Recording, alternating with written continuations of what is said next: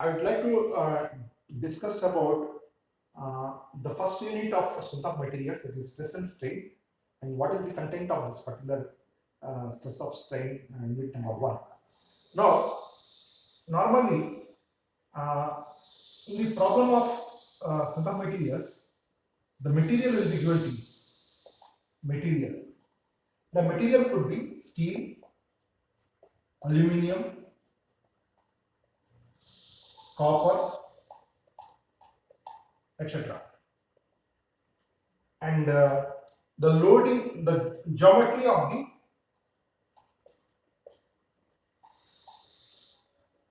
the uh, material will be given to you. Geometry of the material, like a rectangular block.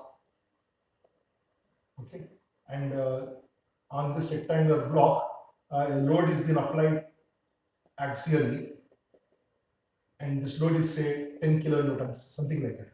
Geometry of material given, and load value of load will be 10 kilometers. Whatever the load value will be given to you, and after doing this, because of the application of the load, how much deformation is going to take place?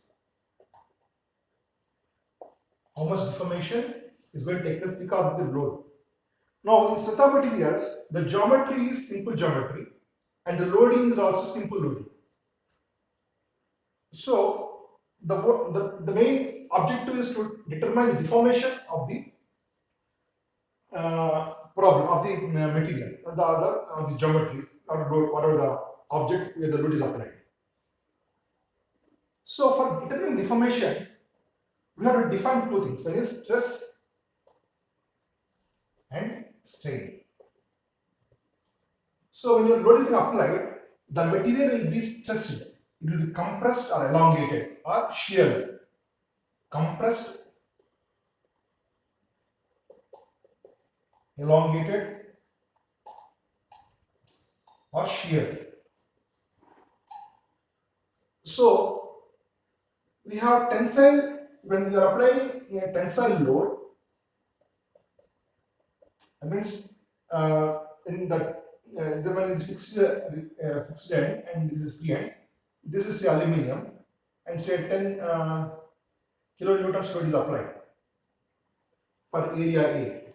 So there will be elongation in the number. So the stress is defined as load by area. Stress is defined as load by area, and this is sigma is equal to load by area, and this is sigma t. And in the same case, if the member is a compressor load is applied, the material will deform or will be shortened. So sigma c is also equal to load by area. Now, the one more term, this stress is directly proportional to strain. So for ductile materials, if you are applying a load, stress, there will be strain in the material. It will be linear up to some point, and after that it will be yielding will be there, and then some particular load it will be elongated, and then again the load will be increased, and it will fail at some point. So this is the stress strain curve. Stress strain curve, and this is elongation. So, and there will be shear stress. If the member is like this, and you are applying a load, instead of tensile and compressive, here the body will deform by theta. Now, this theta is equal to deformation. Deformation.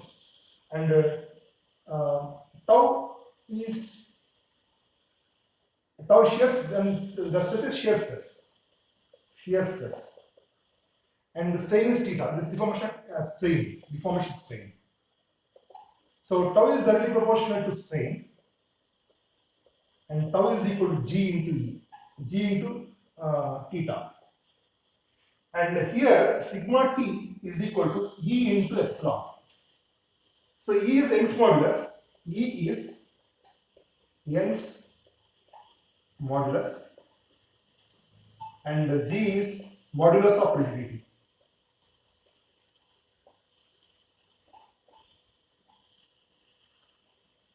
So the ultimate objective of any strength of material problem is to determine the deformation of a particular geometry when it's been loaded.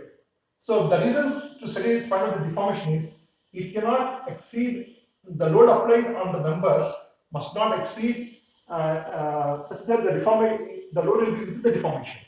If the deformation is exceeded, there is a possibility of failure. So this is all about the stress and strains that I would like to discuss. And finally, we have tensile stress, compressive stress, shear stress, and crushing stress,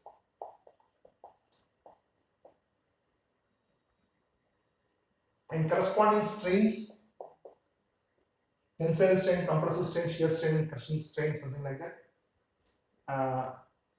and corresponding deformations.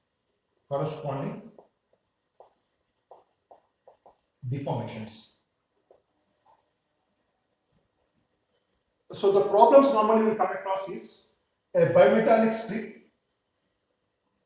which are joined at this point. This is copper and this is aluminium. When this is heated, they will expand and compression. So determine the stresses and strains and deformations in this by stresses and strains and deformations. And for example, this tube will be there. Now this tube will be rigidly mounted into two plates, and these plates are tightened by bolt and tube. So if you are tightening the bolt, how much stress will be there in the tube and how much strain will be in the rod. This is rod and this is tube.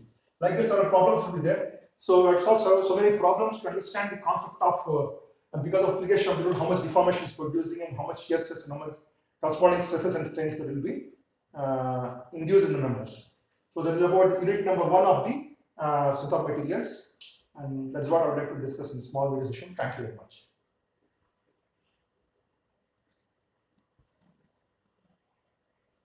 It's